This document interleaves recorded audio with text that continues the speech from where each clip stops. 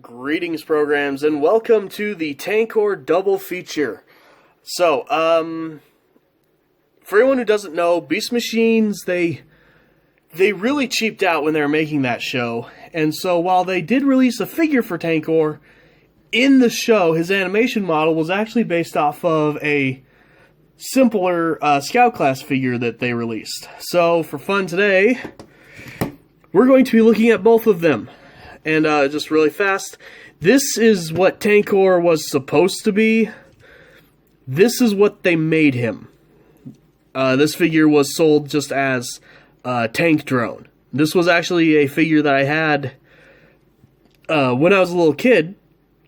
And I actually forgot that I had him.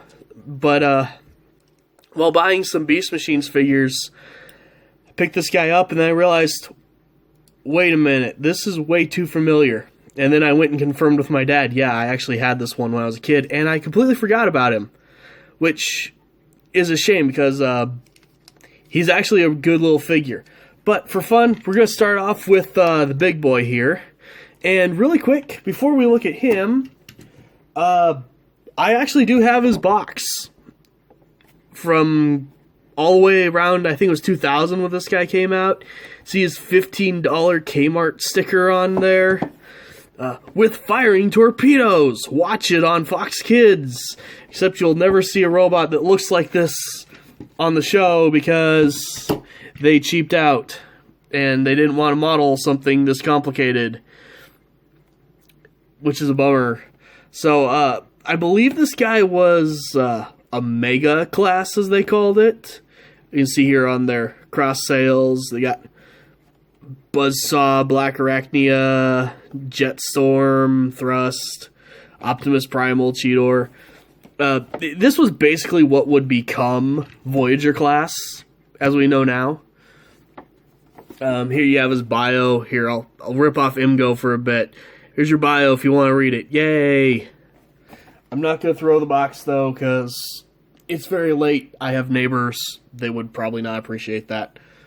So, yeah, getting into Tankor, first things first, it's kind of funny, they're like, with firing torpedoes.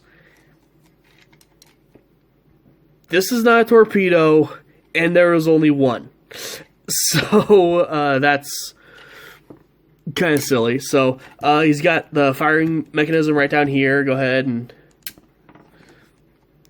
shoot this, frankly, kind of cool looking, just, clear and orange, blast effects.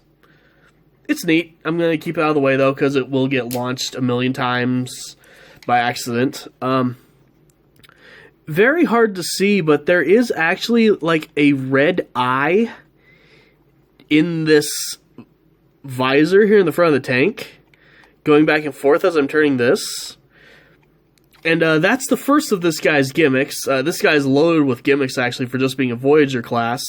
You can grab this wheel back here, knob, I guess, with the very visible robot head. And it will actually turn the eye and then turn the turret. So that's kind of cool, I'm not going to lie. His spark crystal is actually hidden in here. His, evil Viacon insignia. I don't know why, but they made it a thing where, like a lot of the Beast Machines figures, you had to find the spark crystal. It was hidden on them. Another thing that Beast Machines guys used to do that I do miss is this guy has an extra attack mode here in vehicle mode. So you're going to flip these little pieces forward, then flip these panels up and on top, which will, unfortunately, it takes away all the structure. It keeps these things straight, but it reveals these little saw blades that when you spin his wheels, spin these nice little chrome saw blades, which is way cooler than it has any right to be. So, really quick, just kind of look at, the rest of the vehicle mode here. Other than, the very visible head, it's a better transformation than I expect from most figures of this era and this line. So, overall, this guy is really, really sweet. So, transforming him is pretty simple. We're going to start, flip out these panels in the back here, which just instantly become his legs. Then this will unclip and just kind of head downwards. And we'll grab the sides of the tank, sides of the front of the tank or whatever, bring those up, then bring this back the rest of the way, clip it in, spin this all around the right way.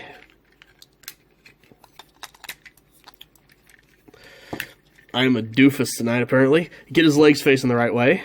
Go ahead and fold this down to kind of free the head up. Helps if you have the turret in the right position, because there's actually a little slot for this to go rest in. You can actually even pull down the mouth to get his eye a little more visible. 1 second here while I try to adjust the camera. He is a little bit taller than I expected. That's better. So we'll go ahead, we'll get the shoulder pads into position here, flip the arms around, and then just open up his hand. So, same thing on the other side, just get the shoulder pad kind of up and in place as best as it goes. Bend the elbow a bit, and open up the hand. And you can actually use this part right here.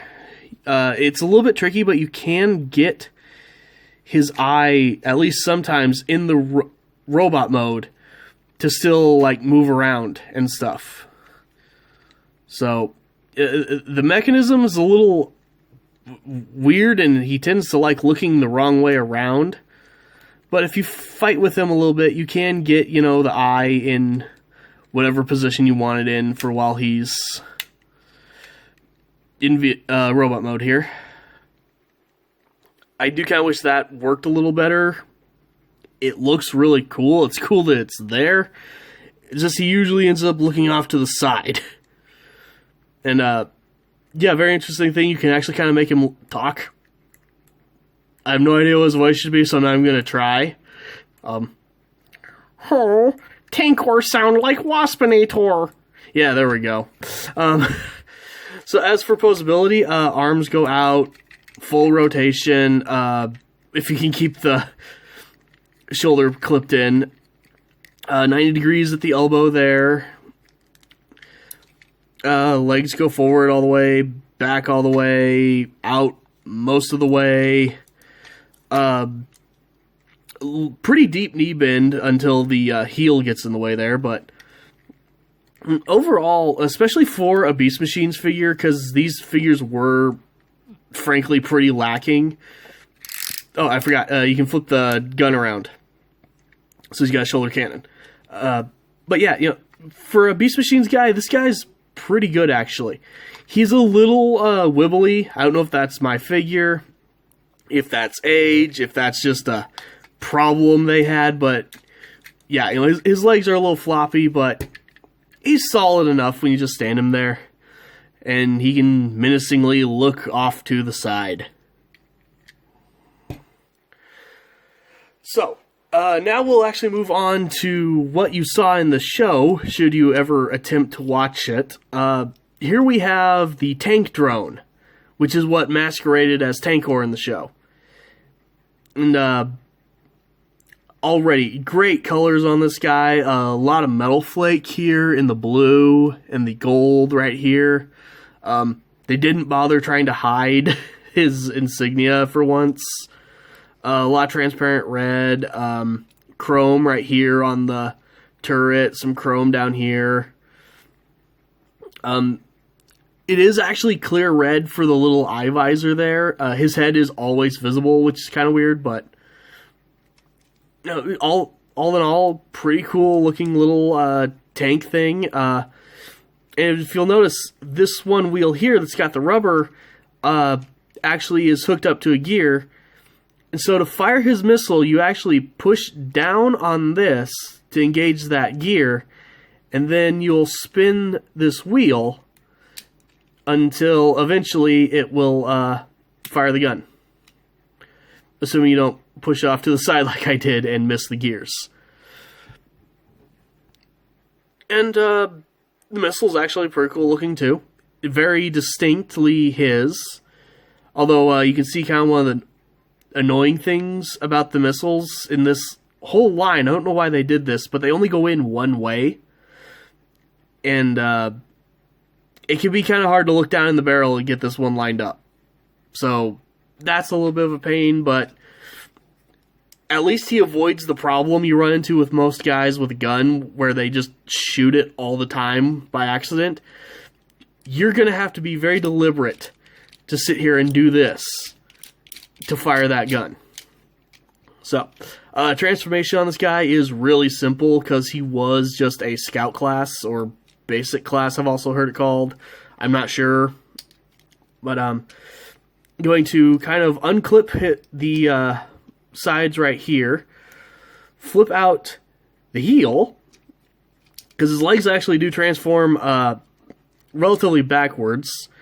And right here you can see there's this little notch that's actually going over this piece to hold things into place in tank mode. So you unclip that, fold this down, flip out the heel, fold all of this up, and spin it around.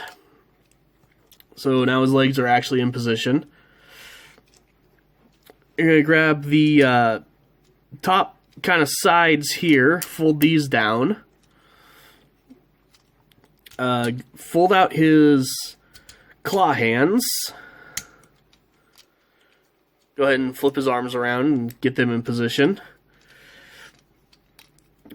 Then this whole piece will fold all the way back and pop the head back. On mine, that part is really tight. It always scares me a little bit to do it, but so far so good. And there you have the tank drone in his robot mode. And it's a very limited robot mode, but it is pretty cool.